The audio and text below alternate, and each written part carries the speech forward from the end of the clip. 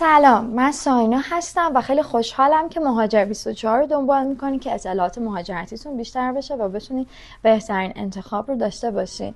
امروز میخوایم در رابطه با مسیرهای مهاجرتی که میشه از طریق استارتاپ ورود کرد به حوزه اروپا رو با هم بررسی بکنیم. خب سالهای گذشته ایرانی ها بیشتر تمایل داشتن برای کانادا اقدام کنن، ولی خب توی این یکی دو سال اخیر دیدیم که اصلا پرکتیکال نیست و یه جورایی نشدنیه، با وجود اینکه حالا پرونده ها خیلی طولانی بررسی میشن و خب هزینه های خیلی زیادی مجبورن که دوستان پرداخت کنن برای ادامه روند کارشون.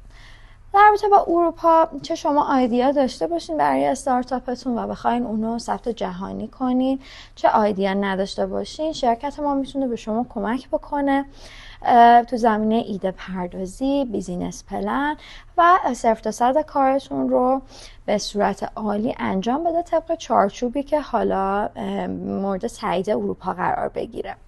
کشورهایی که ما در حال حاضر اقدام میکنیم هلند، اسپانیا، پرتغال و استونی هستن، به اضافه دانمارک که حالا هر کدوم شرایط های متفاوتی دارن که جلوتر با هم بررسی میکنیم. هر کدوم چه تمکنی میخواد، چه شرایطی داره که بتونین انتخاب بهتری داشته باشین.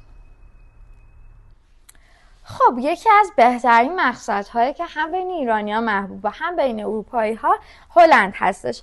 هلند دو امتیاز خیلی خوب داره برای شما اگه بخواید برای استارتاپتون اقدام بکنی. یک، حمایت خود دولت از استارتاپ شما هست. دو، اینکه دایورسیتی خیلی بالایی داره و شما نیاز نیست زبان داچ یاد بگیرین و با همون زبان انگلیسی میتونید زندگی کنین و کار کنین. خب این میتونه وسوسه برانگیز باشه برای کسایی که دوست ندارن یه زبان دیگه یاد بگیرن. و نهایتاً کلا روند پروسه استارتاپتون خیلی راحت هستش. شما اگه تاییدیه انکوباتورها رو بگیرین میتونین برای ویزا و سفارت اقدام بکنین. خب قطعاً بیزینس پلنتون یه سری ریکوایرمنت ها باید داشته باشه، اینکه اون حالت نوآورانه و اون برجسته بودن رو داشته باشه ایده‌تون و از تکنولوژی های برتر استفاده شده باشه. خب فکر میکنم میتونه یکی از گزینه‌های خوب باشه برای کسایی که میخوایم برای استارتاپ اقدام بکنیم. خب یکی دیگه از کشورهایی که شما میتونین از طریق استارتاپ به همراه خانواده اقدام بکنین و کارت اقامتتون رو دریافت بکنین دانمارک هستش. دانمارک خب به شما این اجازه رو میده که شما بیاین بیزینستون رو اونجا ران بکنین، ولی 2 تا پوینت باید داشته باشه، یعنی 2 تا ریکوایرمنت باید داشته باشه بیزینس پلنتون.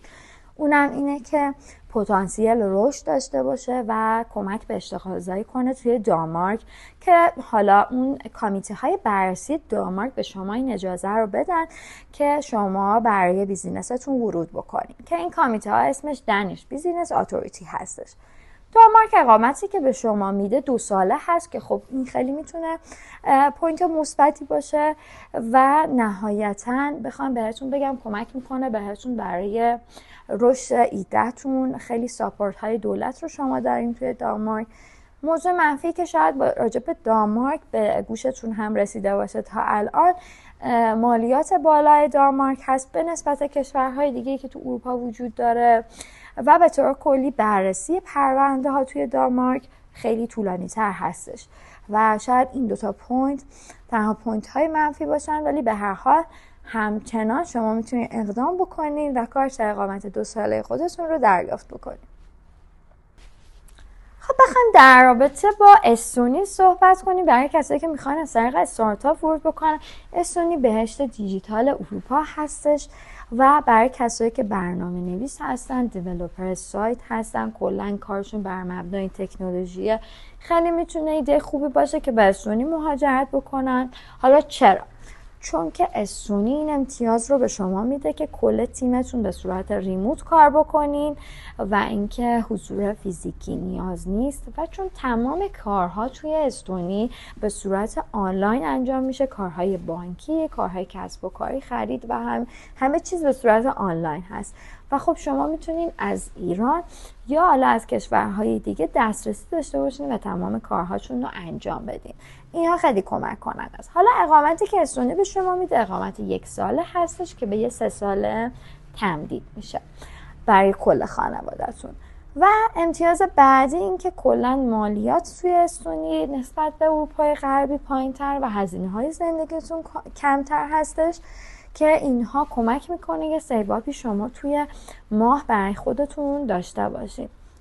و حالا در حال حاضر چیزی که خود سایتشون عنوان کرده بررسی پرونده ها زیر 1 ماه هستش، یعنی زیر 1 ماه شما مشخص میشه که بیزینس پلنتون تایید شده و میتونین برای ویزا و سفارت اقدام بکنین، که باز هم فکر میکنم برای کسایی که عجله دارن و میخوان زودتر مهاجرت بکنن این میتونه خیلی خبر خوشحال کننده ای باشه.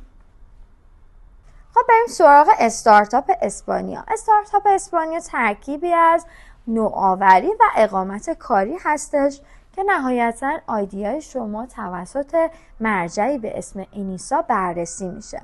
اگر مورد تایید این مرجع قرار بگیرین شما اقامت 1 تا 3 ساله اسپانیا رو دارید. حالا این اقامت شما بسته به چی داره؟ بسته به این نظر آفیسر، بسته به تمکنی که ارائه میدین و نهایتاً بسته به اینکه چقدر ایدهتون مورد توجه این کمیته قرار گرفته.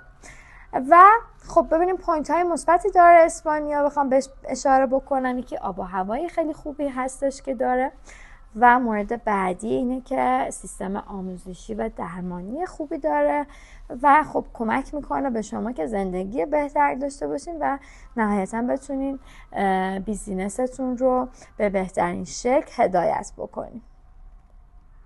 خب آخرین کشوری که میخوایم امروز با هم بررسی بکنیم پرتغال هستش. پرتغال تو سالهای اخیر تلاش کرده که جامعه های استارتاپی و سرمایه گذار به خودش جذب بکنه و بتونه کمک کنه به اقتصاد کشور خودش. حالا نهایتاً بعد از بررسی ایده شما، بررسی فنی و مالی بیزینس پلن شما، این به شما اقامت داده میشه. اقامتی که اول به شما داده میشه اقامت 2 ساله هستش که نهایتاً تا 5 سال هم تمدید میشه. فرصتی هستش برای شما که زودتر به اقامت دائم برسین توی پرتغال. خب خیلی ایده خوبیه، ولی خب 2 تا چالش داریم ما توی پرتغال. چالش اول اینکه شما باید زبان پرتغالی بلد باشین برای انجام امور اداری. چالش دوم اینکه از سال 2024 کلا روند بررسی برنامه‌های استارتاپی توی پرتغال خیلی رقابتی شده و خیلی کندتر از قبل بررسی میشه. و نهایتاً بخوام یه جمع‌بندی کنیم در رابطه با پرتغال، این هستش که خب توی لیسبون و پورتو جامعه‌های فعالی برای استارتاپ وجود داره و خیلی فضای رشد برای شما و بیزینس شما فراهم هستش که بتونید نهایتاً به چیزی که براش دارین تلاش میکنین برسین. در کل مسیر مهاجرت از طریق استارتاپ یک مسیر هوشمندانه است که با یه ایده یا یه MVP میتونی محصول و برندت رو جهانی کنی، تیم بین المللی داشته باشی و نهایتاً بتونی اقامت دائمت رو بگیری. خب حالا از بین کشورهایی که با هم صحبت کردیم فکر میکنم یکی از ارزونترین و سریعترین مقصدها استونی هستش و کشوری که بتونه سرمایه گذار خوب جذب بکنه و فرصت شغلی خیلی بیشتری داشته باشه هلند هستش. در نهایت هم برای کسایی که حالا آب و هوای مدیترانه‌ای دوست دارن فکر میکنم پرتغال و اسپانیا میتونه گزینه مناسبی باشه و دانمارک هم برای کسایی که حالا دوست دارن تو بازار کاری قوی کار کنن و تو کشورهای اسکاندیناوی باشن میتونه گزینه خیلی خوبی باشه نهایتاً برای انتخاب و پیشرفت توی مسیر کاری و مهاجرت. خب خیلی خوشحالم که امروز با ما همراه بودین و نهایتاً امیدوارم که تمام سوالاتون تونستین جواب بدین. اگر که احساس میکنین سوالی تو ذهنتون مونده که من نتونستم جواب بدم میتونین توی سایت ما فرم پر کنین، میتونین ایمیل بزنین به ما و همینطور میتونین توی واتساپ با ما در ارتباط باشین. هر تایمی از روز که دوست داشتین میتونین پیام بذارین و منتظر جواب ما باشین. امیدوارم که شب و روزتون خوب باشه. به امید دیدار.